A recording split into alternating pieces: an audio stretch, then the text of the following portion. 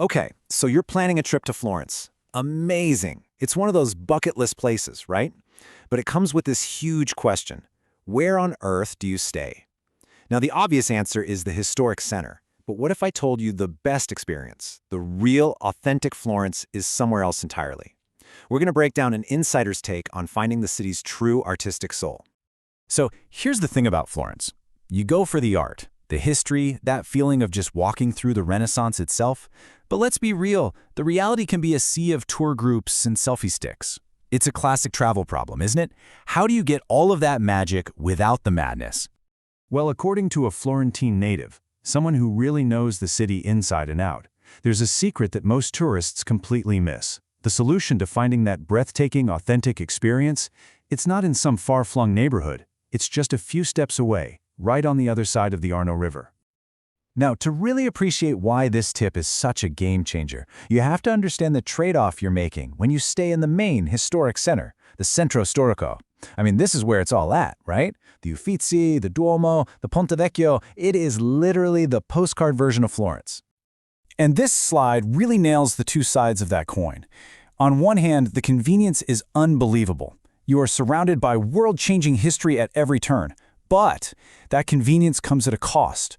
The whole area can feel like it's built just for tourism. It's incredibly crowded, and everything, from your morning coffee to your hotel room, is going to be more expensive. So, let's cross that bridge. The elegant answer to this whole Florence dilemma is a neighborhood called the Oltrarno. This is what our local guide calls the city's other side. And honestly, in so many ways, it's its better half. The name itself is just so simple and perfect. Oltrarno literally means the other side of the Arno. So while all the main tourist action is happening on the North Bank, this is the smaller, more intimate historic district to the south. It's a part of the city that has its own unique, centuries-old vibe. And look, this is a pretty powerful statement. It comes from our source, Danielle Gutierrez Ferretti, who was born and raised right there in Florence. When a local tells you a place is their absolute favorite, well, that's the kind of advice you really listen to. That's not just a travel tip. That feels like a secret being shared. So what is it about the Oltrarno? What's the big deal? It's not just about it being less crowded. This neighborhood has a pulse, a creative energy that a lot of people believe is the real soul of Florence today. See, this has historically been the home of Florence's artisans. For centuries, this is where the masters of leather, jewelry, and metalwork had their studios. And a lot of them are still there. You can literally watch art being made. The streets just feel more lived in, you'll actually hear more Italian than English around you, and while it's quieter during the day, the evenings come alive with this relaxed, genuine energy.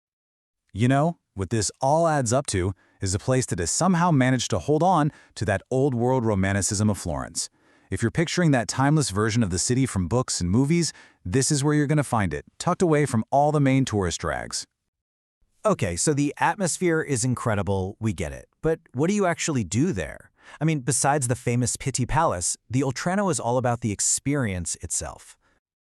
And that, right there, is the real magic. On the other side of the river, you can sometimes feel like you're just checking sites off a list.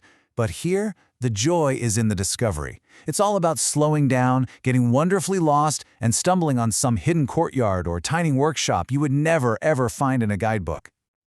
But hey, if you do want a destination, our local expert gives us what he calls the single best walk in all of Florence.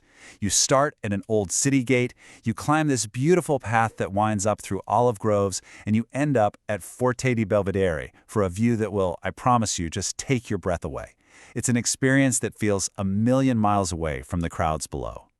And listen, when the sun goes down, the Oltrarno doesn't shut down. It completely transforms.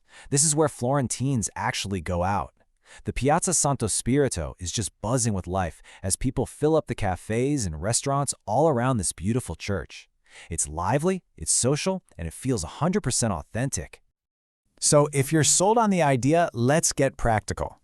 The Oltrarno itself is actually made up of a few different little areas, and picking the right one for your style can make your whole trip even better.